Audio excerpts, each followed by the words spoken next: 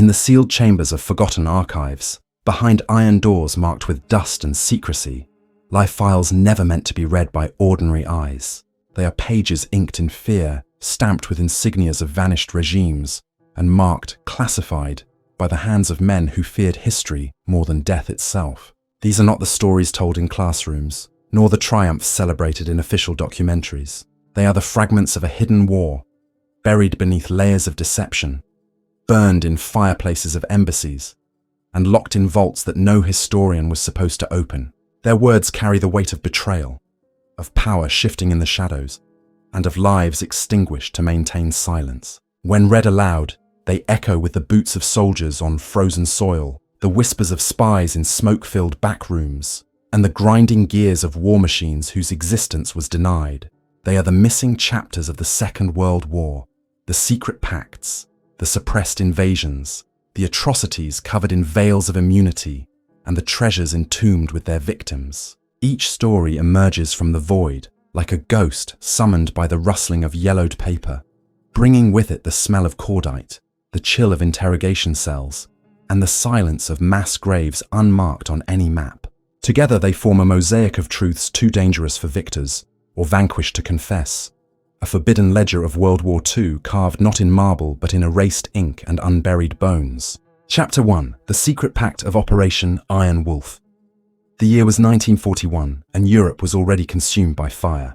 The German war machine had rolled over Poland, Denmark, Norway, France, and the Low Countries.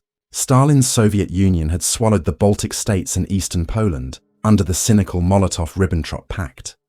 Yet in the shadows of this brutal contest, there existed whispers of an even darker arrangement, one buried under decades of denial, half-burned documents and archives marked verboten. This was Operation Iron Wolf, a fleeting and forbidden pact that suggested enemies could, for a moment, conspire as reluctant allies. The files themselves are fragments, torn reports hidden in Soviet NKVD vaults, Enigma decrypts filed under Gestapo file number 17, and survivor testimonies quietly collected by Polish partisans. Together, they describe the outlines of a strange exchange across the contested Polish frontier. Under cover of night, convoys rolled through the forests of WWII, escorted by Waffen-SS detachments stripped of insignia. Their cargo was unusual: barrels of fuel, crates of artillery shells, and sealed boxes containing technical blueprints for weapons systems. Waiting for them were Soviet officers, equally cautious, equally secretive, men who understood that in war survival sometimes outweighed ideology.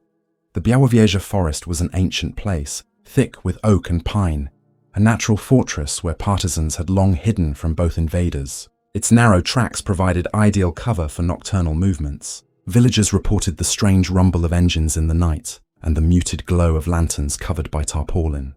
Some swore they saw German trucks unloading supplies only to be reloaded by Soviet troops wearing civilian coats. Within days, those same villagers disappeared, executed or deported, their silence purchased with terror.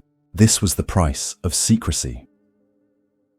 Decrypted Enigma traffic suggests that these exchanges were part of a fragile arrangement between rogue Abwehr elements and certain NKVD contacts. The Germans sought raw materials and grain, essential for their hungry divisions preparing for Operation Barbarossa. The Soviets, still reeling from purges that had decimated their officer corps, desperately needed spare parts, ammunition, and even medical supplies. Both sides used intermediaries, men who operated without official sanction, yet carried coded orders with Reich and Kremlin seals. Their task was not diplomacy, but survival. One report, marked Abwehr Section 2, 14th of March 1941, described the transfer of special consignments across the frontier near Brest-Litovsk. The phrasing is deliberately vague, but accompanying manifests list artillery shells calibrated for Soviet 76.2 mm guns, weapons compatible with Red Army stockpiles. Another Soviet memorandum, signed by an NKVD colonel in Minsk, confirms receipt of urgent materials for the defense of western sectors. The paper is stamped twice, once with a Soviet star, and again with a barely legible German eagle. Such double-marked documents are almost unique, and their very existence suggests a forbidden partnership no official record admits. Operation Iron Wolf was not a formal treaty, nor even a policy agreed upon by Hitler or Stalin. It was a conspiracy of pragmatism, engineered by officers and intelligence agents who understood the brutal logic of war. Yet its existence reveals the thinness of the ideological divide when survival demanded compromise. For a handful of nights in early 1941, enemies acted as accomplices, their weapons pointed outward, while their hands briefly touched in shadow.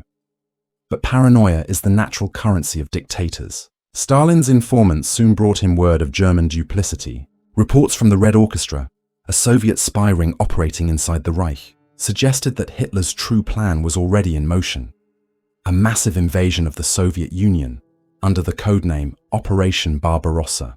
The NKVD, fearing infiltration, began purging anyone suspected of collaborating too openly. Files from Moscow's Lubyanka prison show the sudden disappearance of at least 5 colonels who had been linked to frontier exchanges. Their names vanished from rosters, their families exiled to Siberia, their roles erased. Stalin would not tolerate ambiguity. On the German side, word reached the Gestapo of unauthorized dealings. Gestapo File Number 17, discovered after the war in the ruins of Berlin, details an investigation into SS units that had exceeded their remit. The report accuses certain commanders of treasonous contact with Bolshevik agents. What punishment awaited them remains unclear. Some were transferred to the Eastern Front, where they disappeared in the maelstrom of battle. Others simply vanished from Wehrmacht lists. In Hitler's Reich, silence was often a more convenient verdict than trial. And then came June 22, 1941. Operation Barbarossa unleashed the largest invasion in history. The Wehrmacht surged across the Soviet frontier with tanks, artillery, and 3 million men. The fragile understanding of Operation Iron Wolf disintegrated instantly. Those who had facilitated the exchanges were liquidated by both sides. Witnesses were silenced. In the forests of Białowieża, entire villages were burned. Their populations executed to erase any trace of the nocturnal convoys. The wolves had turned on one another, yet the paper trail never entirely vanished. After the war, when Soviet troops seized German archives in Poland and East Prussia, they discovered partially burned Enigma decrypts mentioning Iron Wolf. Stalin ordered these sealed, fearing revelation would undermine the myth of Soviet-German enmity before Barbarossa. The Western Allies, intercepting fragments through ultra-intelligence, also suppressed the material. In the tense years of the Cold War, neither side wished to admit their wartime hypocrisies. Better to let the world believe in clean lines of good and evil.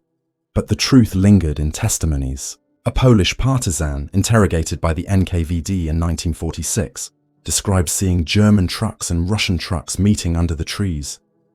His words were dismissed as invention, yet the transcript was preserved, filed away under sensitive material. In the 1990s, when Soviet archives briefly opened, researchers stumbled upon these papers. For a fleeting moment, the shadows lifted, and the strange outlines of Operation Iron Wolf came into view. The files spoke of a pact buried for survival, then buried again to protect reputations. It was history written in disappearing ink. To this day, the full scope of Operation Iron Wolf remains uncertain. Were the transfers isolated events or part of a broader plan? Did Berlin and Moscow knowingly authorize the exchanges? Or were they the work of desperate officers acting beyond their master's reach? The documents are fragmentary, the testimonies contradictory, and the truth clouded by deliberate erasure. Yet the evidence that survives forces us to confront a forbidden question. How often, in the crucible of total war, did enemies collude in silence? In the hidden corridors of history, wolves sometimes hunted together, if only until hunger demanded otherwise. Chapter 2: Churchill's Suppressed Baltic Invasion Plan. In the early months of 1940, before the world had yet grasped the full ferocity of the coming storm, the British War Cabinet drafted a plan so audacious, so perilous, that it would later be buried under fireproof cabinets in Whitehall and marked "destroyed upon inspection." The official record speaks of Britain's desperate struggle against Nazi Germany, but the forbidden files whisper of another target entirely: the Soviet Union. Codenamed Operation Pike II, it was a plan not to defend Europe, but to strike at Stalin's oil fields in Baku and Astrakhan, crippling the Red Army before Hitler turned west. The existence of these papers, unearthed only in fragments decades later, reveals the fragile scaffolding of wartime alliances and the cold calculus that drove Winston Churchill to contemplate an unthinkable war within a war. The origins of the plan can be traced to the winter of 1939, when Soviet armies invaded Finland in what became known as the Winter War. The West recoiled at the brutality of Stalin's assault, and sympathy for Finland ran high in London and Paris. Beneath the rhetoric, however, strategists in the British War Office and the French High Command saw opportunity. If the Soviet Union could be weakened, if its vast oil reserves in the Caucasus could be destroyed, then Germany, dependent on Soviet grain and fuel under the Molotov-Ribbentrop Pact, would also suffer. To bleed the Reich, one would have to strike at its silent partner. By February 1940, reconnaissance flights of the Royal Air Force were already underway. Official communiqué described them as navigational exercises, but surviving mission logs tell a darker story. On February 21st, a Lockheed Hudson of RAF Coastal Command flew over the Caspian Sea, photographing refinery complexes in Baku from 20,000 feet. The report, stamped secret, includes hand-drawn sketches of storage tanks, pipelines, and tanker routes. Another file from March, labeled Air Staff Pike 2, No. 7, describes incendiary ordnance tested in Libya for use against oil installations. The target, not Berlin, but Moscow's lifeblood. The operational details read like a blueprint for preemptive war. British and French squadrons flying from bases in Syria and Iraq, then under Allied control, would strike deep into Soviet territory. Bristol Blenheims, Vickers Wellingtons, and French Farman bombers were earmarked for the mission. Navigation tables marked routes over the Caspian, carefully avoiding German-controlled airspace. Maps annotated in red ink identify key refineries at Batumi, Grozny, and Maykop. The objective was clear: ignite the Caucasus in flames and strangle the Red Army before it could fully mobilize. Churchill himself, then First Lord of the Admiralty, lent support to the plan. His handwritten notes on one surviving memorandum describe Stalin as a beast no less dangerous than Hitler and warn of the dire necessity of crippling Bolshevik capacity before it devours Europe. To Churchill, ideology was secondary to strategy.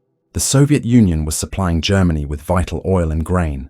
Cutting that artery was as valuable as destroying panzer divisions in the field. The French, too, were eager. General Maurice Gamelin, commander-in-chief of the French army, urged rapid action.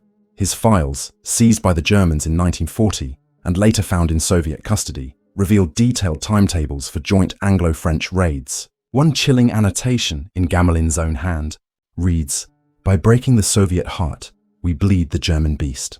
The line was underlined twice, as if to emphasize that the two enemies were one. But history is a fickle ally. Even as plans matured, the ground shifted beneath them. In April 1940, Germany invaded Norway, opening a new front that demanded immediate British response. Churchill's energies shifted to the North Sea, and the resources earmarked for the Caucasus were suddenly needed closer to home. Still, preparations continued in secret, and by May 1940, the operation was on the verge of execution. Then came catastrophe. On May 10th, Hitler launched his blitzkrieg in the west. The Wehrmacht tore through the Ardennes, encircling French and British forces with terrifying speed. As German panzers reached the Channel, Operation Pike II evaporated. The very armies that had prepared to strike at Moscow were now fighting for survival in Flanders. The French surrendered in June, and the British, reeling from Dunkirk, burned the invasion papers in Whitehall basements. Cabinets filled with maps, flight plans, and target photographs were set alight, leaving behind only ashes and smoke. Yet not everything was destroyed. When German forces overran Paris, they captured fragments of French planning documents. These were later discovered by the Soviets after the fall of Berlin. Among them were annotated maps of the Caucasus, with refinery targets circled in red. Stalin, already distrustful of his Western allies, now had proof that Britain and France had once plotted to bomb his oil fields. His rage was volcanic, and his mistrust of Churchill would never fully fade. Some historians argue that this revelation shaped Stalin's paranoia at the Tehran and Yalta conferences, convincing him that the West would betray him if given the chance. For decades, the British government denied the existence of Operation Pike II. The few surviving files remained sealed under the Official Secrets Act, and references were scrubbed from official histories. It was not until the 1970s, when declassified French archives surfaced, that the story began to emerge. Even then, the British files remained heavily redacted, entire pages blacked out with censors' ink. Only in the 1990s, with the collapse of the Soviet Union, did fragments from Russian archives confirm the operation's reality. A single document, stamped Top Secret, 1940, described Churchill's plan as an act of preemptive sabotage to be denied if exposed. The implications are chilling. Had the plan been executed, Britain and France would have found themselves at war with both Germany and the Soviet Union. The global alliances of World War II, so often portrayed as inevitable, might never have formed. The Soviet Union, struck in its oil-rich heart, might have collapsed or retaliated with vengeance. The war could have taken a radically different course, one in which the lines between friend and foe blurred beyond recognition. Even now, questions remain. Why were the RAF reconnaissance photographs of Baku never released in full? Why do British archives still withhold certain files under national security exemptions? And what did Churchill himself intend, had circumstances allowed? The surviving notes reveal a man willing to strike first, to wound an enemy before it became a rival, even at the risk of igniting another front. It is a vision of war not as moral crusade, but as ruthless survival. Operation Pike II remains one of the most suppressed secrets of the Second World War. It reminds us that alliances were built not on trust, but on shifting sands of necessity. In the desperate spring of 1940, Churchill's Britain nearly set Europe ablaze in ways history has chosen to forget. The ashes of those burned papers in Whitehall may never speak again, but their shadow still lingers. A forbidden memory of a war that almost turned against itself. Chapter 3. Japan's Biological Weapons Human Trials. In the frozen hinterlands of Manchuria, far from Tokyo's neon glow and imperial pageantry, there existed a compound sealed by barbed wire, guard towers, and silence. Its designation was Unit 731, but to those who whispered of it in the villages nearby, it was known as the Factory of Death. Between 1936 and 1945, this hidden installation conducted experiments so grotesque, so calculated in their cruelty, that even hardened soldiers recoiled from their memories. Yet the world would not hear the full story. Not in 1945, not at the Tokyo War Crimes Tribunal, and not in the early Cold War. For Unit 731 was not destroyed by defeat. It was absorbed, shielded, and recycled into the arsenals of the superpowers, its victims erased, and its perpetrators granted immunity in exchange for knowledge. The forbidden files marked OSS 731 reveal that the true legacy of these trials was not buried in Manchuria's soil, but woven into the secret programs of Washington and Moscow. The site itself lay near Pingfang, outside Harbin in Japanese-occupied Manchuria. Its cover story was mundane, a lumber mill complete with false chimneys and staged workers. But inside its walled compound, the Kempeitai military police oversaw a facility of laboratories, incinerators, and underground cells. Prisoners, known to their captors only as maruta, or logs, were trucked in from occupied China, Korea, and even captured Soviet units.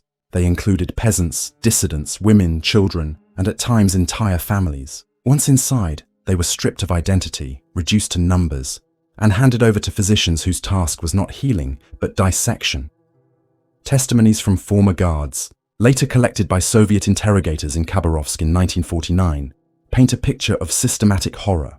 Men were exposed to plague-infected fleas and observed until their lymph nodes swelled black with buboes. Women were deliberately infected with syphilis and then raped to study transmission patterns. Prisoners were locked in chambers where pressure was lowered until their eardrums ruptured and their eyes bulged from their sockets. Frostbite experiments involved stripping men naked in sub-zero temperatures, then pouring water over their limbs until flesh crystallized, before amputating the frozen parts to test surgical techniques. Vivisections, performed without anesthesia, were routine, conducted to study organ failure under battlefield conditions. The surgeons, trained at Tokyo Imperial University, took meticulous notes, recording pulse rates, blood loss, and the precise moment of death.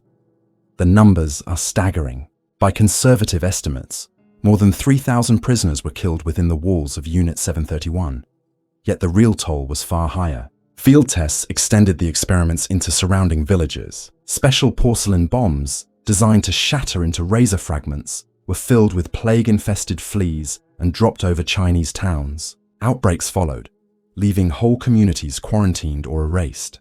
Reports labeled Maruta Trials 1940-1942 described typhoid introduced into wells, cholera released into rivers, and anthrax spores scattered across farmland. The war against China was not only waged with bayonet and rifle, but with pathogens weaponized in secret. The Japanese Imperial Army's command structure shielded Unit 731 with bureaucratic precision. Its leader, Lieutenant General Shiro Ishii, was both a physician and a fanatic. A master manipulator, Ishii convinced the high command that biological warfare could be the decisive edge Japan needed against the Soviet Union and the Western Allies. His files, captured by American occupation forces in 1945, included not only experiment logs, but blueprints for scaling production of plague, anthrax, and glanders. His ambition was nothing less than a bacteriological arsenal capable of crippling entire nations. His methods were brutality cloaked as science. When Japan surrendered in August 1945, Soviet troops overran Manchuria. They captured fragments of Unit 731's facilities and interrogated captured staff. What they found shocked even hardened veterans of the Eastern Front. In December 1949, the Khabarovsk war crimes trial publicly exposed some of the atrocities, with testimony from Japanese doctors admitting to mass human experimentation. The trial records, published in Russian but dismissed in the West as propaganda, describe in chilling detail the logistics of plague bombing campaigns, the numbers of victims, and the official sanction from Tokyo. Yet even as the Soviets sought to expose the crimes, another force was working to suppress them. In Tokyo, the American occupation authorities, led by General Douglas MacArthur, faced a decision. With the Cold War already unfolding, Washington saw value in Japan's biological data. Files marked OSS 731, later absorbed into the CIA, record secret negotiations between US intelligence officers and Ishii himself.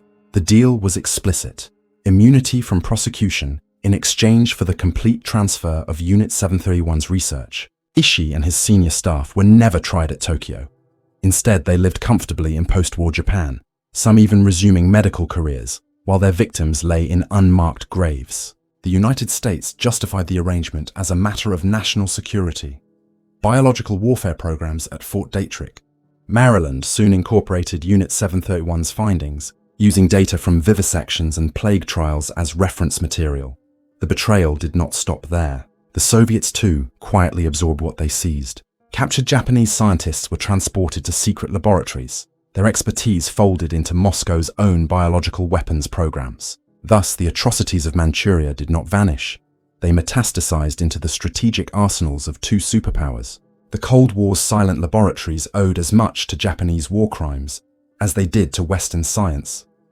For decades, the story remained buried. Official histories of the Pacific War omitted any mention of Unit 731.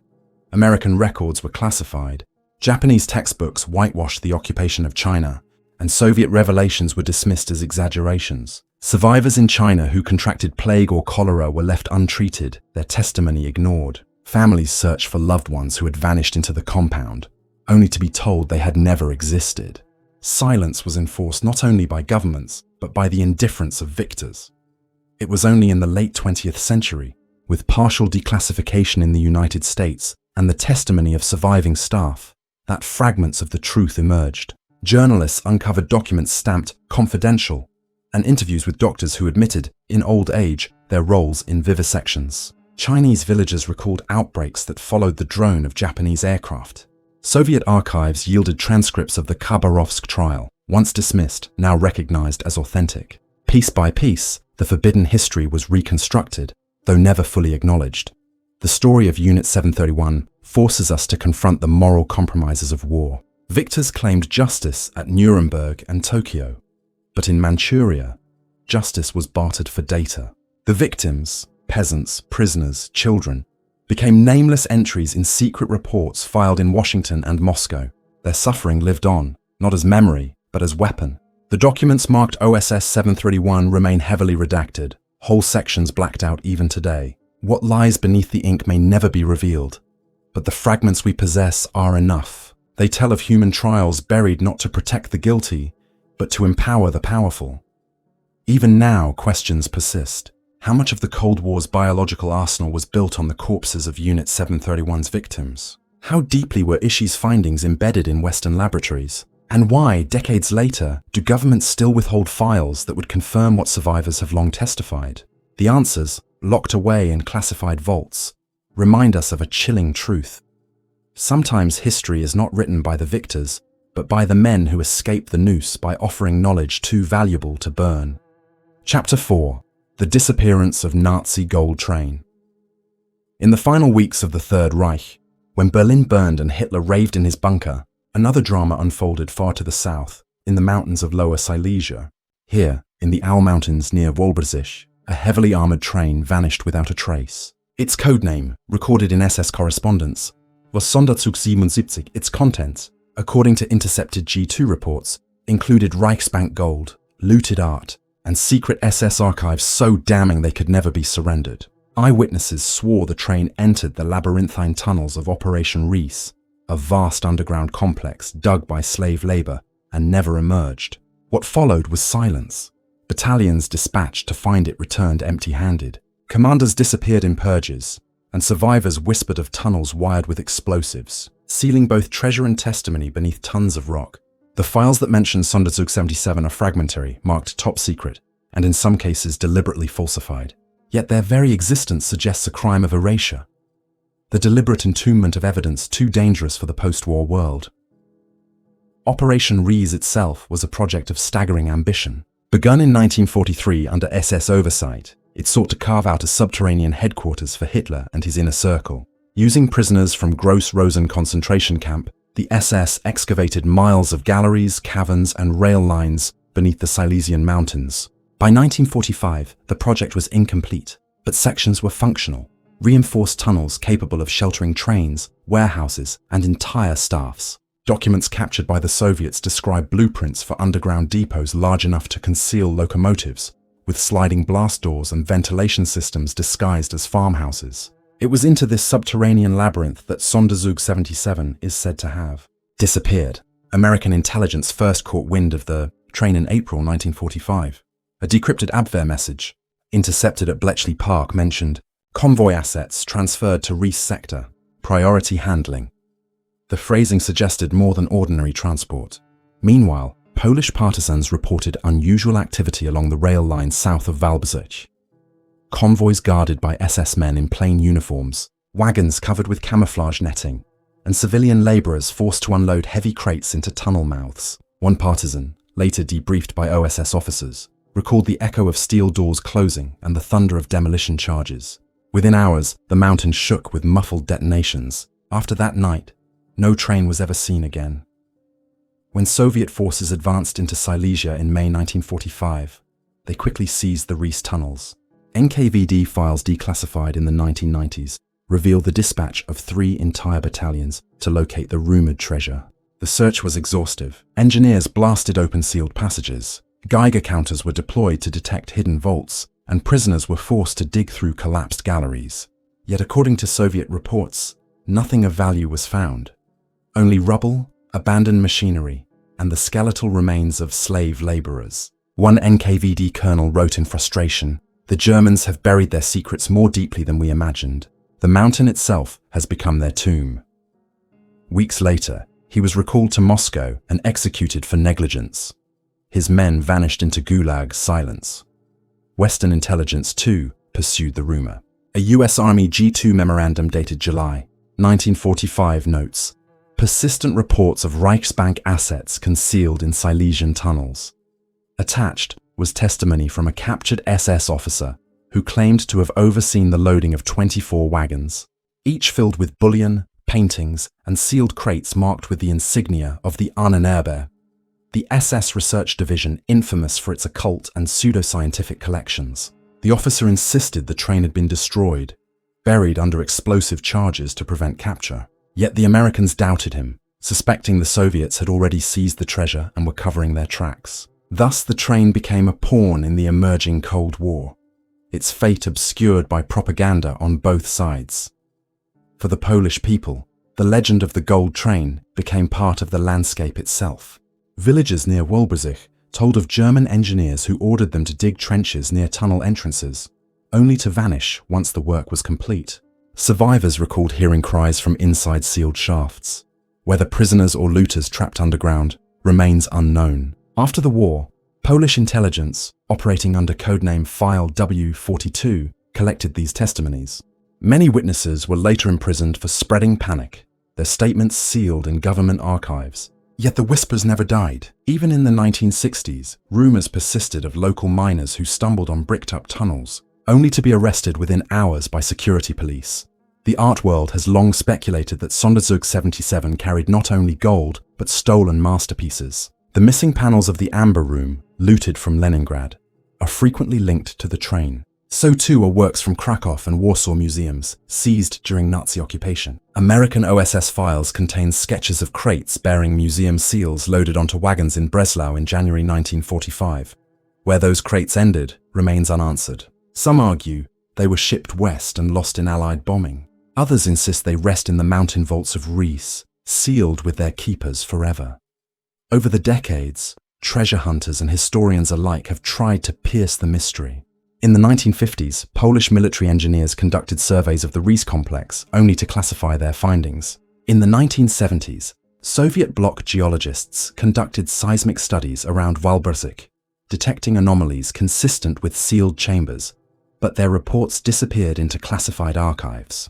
Even after the fall of communism, searchers were hindered by cave-ins, unexploded ordnance, and state restrictions. In 2015, two explorers using ground-penetrating radar claimed to have located a 100-meter-long anomaly resembling a buried train. The announcement made headlines worldwide, but official excavation was halted under pressure from heritage authorities and intelligence agencies. The anomaly remains untouched, its secrets still entombed.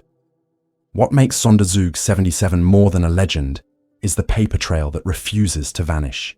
In Berlin's ruined Reich Chancellery, charred fragments of SS correspondence mention final transfer Riese sector. In Moscow's Central Archive, file number 137 SS 1945 contains interrogation notes of officers who supervised special convoys.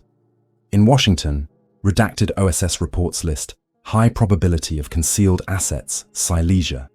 None provide proof, yet all point to a common conclusion.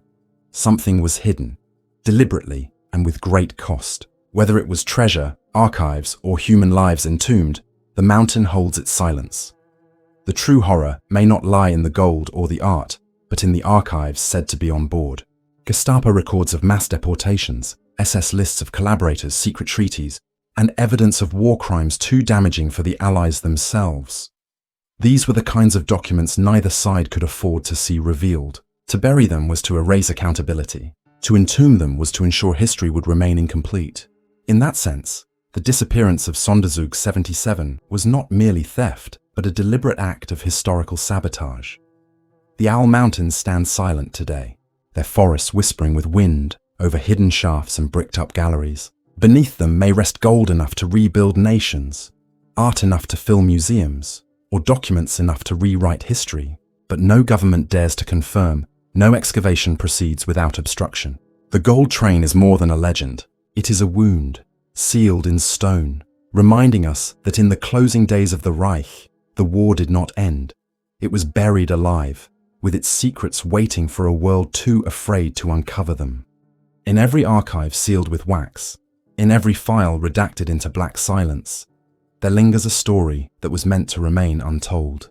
The forbidden files of World War II are not myths spun in taverns, but fragments of reality scattered across intelligence reports, interrogation transcripts, and coded telegrams that slipped through the cracks of official history.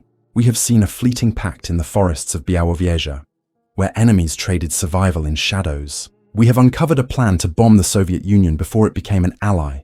Its maps and timetables burned in Whitehall as the Blitzkrieg swept west. We have walked the corridors of Unit 731, where human beings were reduced to numbers in ledgers of death, their agony traded for Cold War advantage. And we have followed the phantom tracks of Sonderzug 77 into the mountains of Silesia, where treasure, testimony, and lives may still lie entombed beneath stone. Yet for all that has been revealed, far more remains concealed. Entire chapters of this war, pacts erased, atrocities denied, evidence buried, are still locked in vaults under state seal, their release deemed too dangerous for the living. These secrets remind us that history is not fixed. It is curated, edited, and often mutilated to serve power. The question that haunts us is not whether the past hides forbidden truths, but how many of them remain undiscovered, waiting in silence. And when the next archive opens, when the next file is pried loose, what new shadows will spill out to challenge everything we think we know about the war that shaped our world?